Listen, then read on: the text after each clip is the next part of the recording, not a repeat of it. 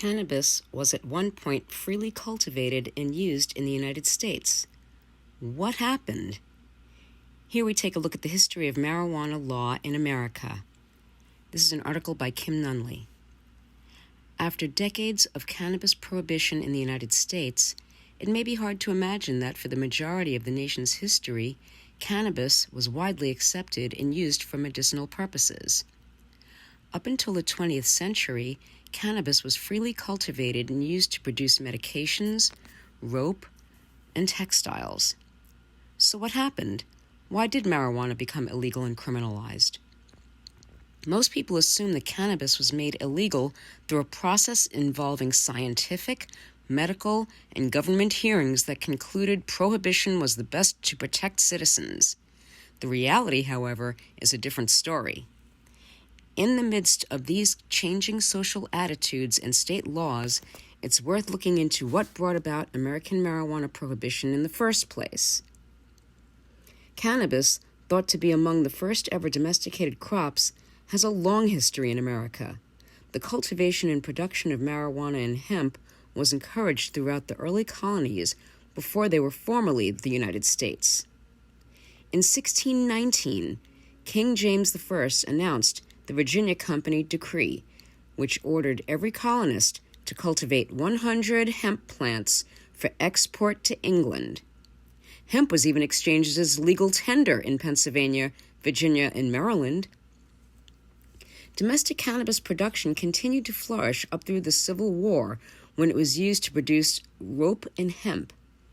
Also during this time, hemp and marijuana were embraced for their medicinal properties. By the late 18th century, early editions of American medical journals recommend hemp seeds and roots for the treatment of inflamed skin, incontinence, and venereal disease, write Patrick Stack and Claire Sudeth of Time magazine. Irish Dr. William O'Shaughnessy first popularized marijuana's medical use in England and America. He found marijuana eased the pain of rheumatism and was helpful against discomfort and nausea in cases of rabies, cholera, and tetanus. Studies demonstrated cannabis as holding therapeutic potential continued into the 19th century. French doctor and scientist Jacques-Joseph Moreau discovered the marijuana was effective at suppressing headaches, increasing appetite, and supporting sleep, and his findings were published in journals like the American Journal of Psychiatry. How did cannabis become illegal? In the 1850s, marijuana was medically prepared and made available through public American pharmacies. It was listed in the United States Dispensary, an official authority for prescription and over-the-counter medicines, as a treatment for conditions like improving appetite, sexual interest, mental disorders, gout, cholera, hydrophobia, and insomnia. In the 19th and early 20th centuries, cannabis in liquid form and as hashish was freely available to purchase at drugstores. President Franklin D. Roosevelt, who encouraged adaptation of cannabis restrictions, supported Anslinger's argument. Despite being opposed by the American Medical Association, who argued in support of the therapeutic benefits of marijuana, Congress passed the Marijuana Tax Act in 1937.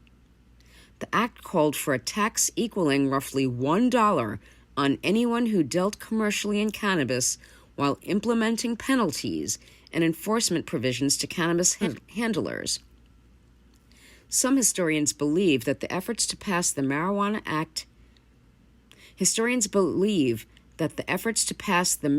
Tax Act of 1937 were spearheaded by Hearst, Andrew Mellon, and the DuPont family, who saw the hemp industry as a monetary threat.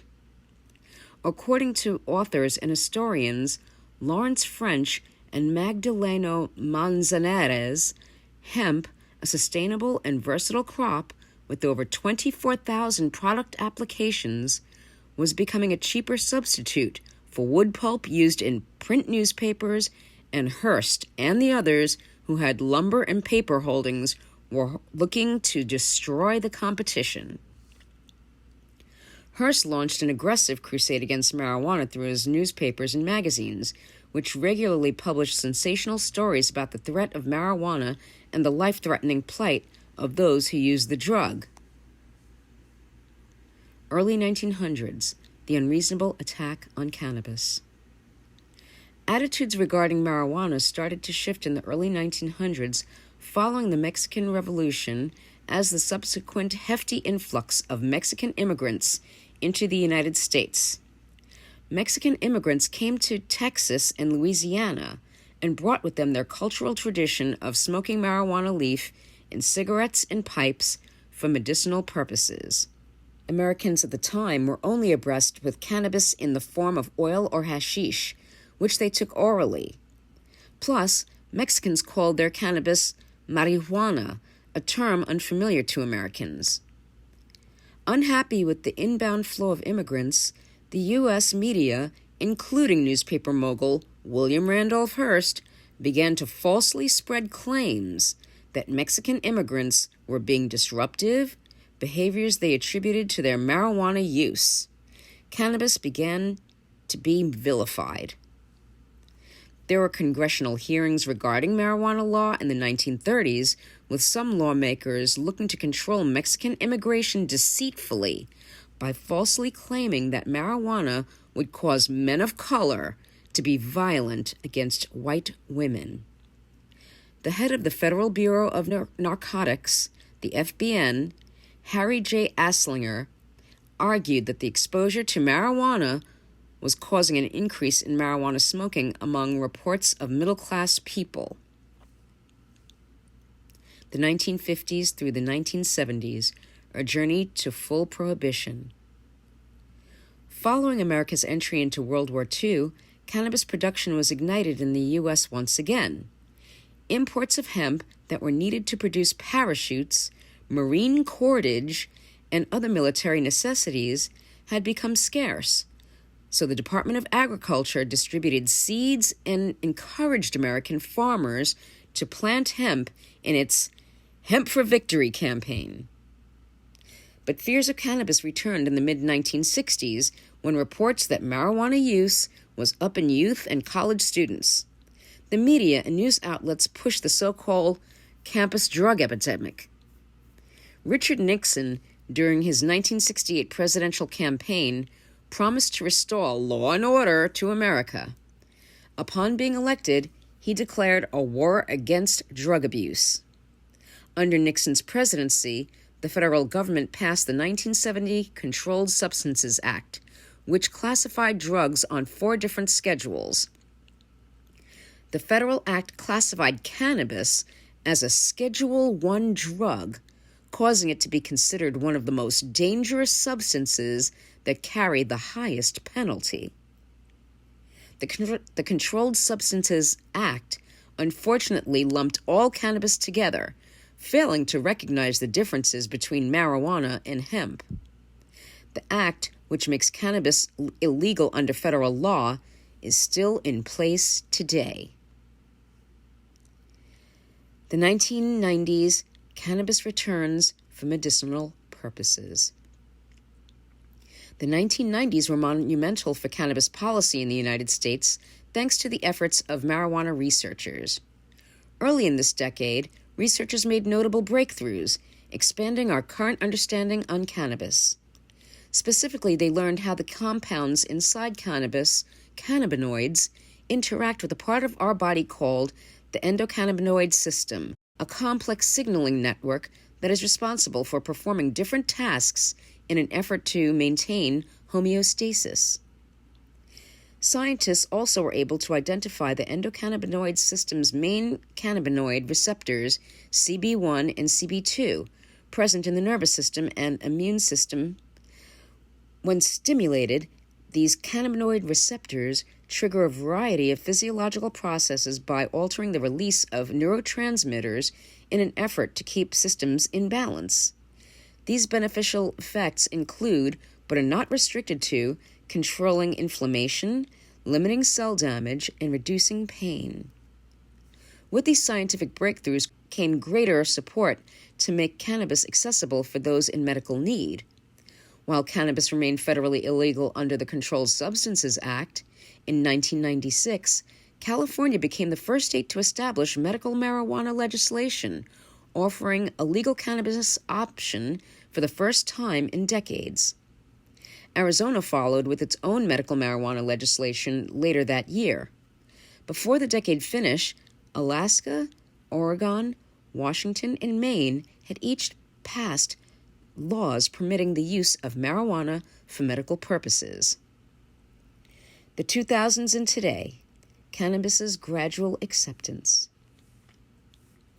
Since the first statewide medical marijuana laws went into effect, the number of states adopting cannabis legislation has been steadily growing.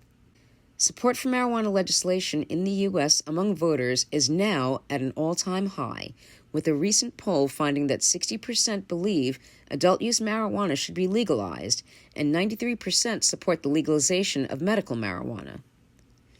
The growing social acceptance of marijuana and the greater recognition of its medical purposes has made an impact on cannabis policy throughout the United States. The 2016 election was monumental for cannabis, as growers in 8 states approved marijuana measures. As of today, 33 states and Washington, D.C. have passed laws legalizing the use of medical marijuana. 11 states, including Colorado, Oregon, Washington, Alaska, California, Massachusetts, Nevada, Maine, Illinois, as well as Washington, D.C., have taken the extra step to legalize recreational marijuana. Additionally, a large majority of states have passed laws allowing for the cultivation of hemp. A provision within the 2014 Federal Farm Bill gave permission for states to adopt statutes permitting universities and state departments of agriculture to grow hemp.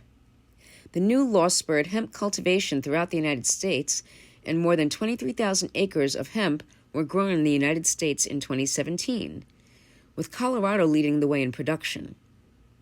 In 2018, hemp and hemp-derived products like CBD oil became legal for commercial production with the passage of the 2018 Farm Bill. Learn more about marijuana. Today, more Americans understand and respect cannabis to naturally promote wellness, thanks to recent groundbreaking discoveries by researchers. Read up what studies have been found on cannabis's potential benefits. Because of changing public perceptions and grassroots efforts towards recreational and medical legalization, it looks like cannabis law in 2019 and beyond will continue to progress and end federal prohibition. This is Cheryl Green, publisher of Cannabisness of Beauty.com.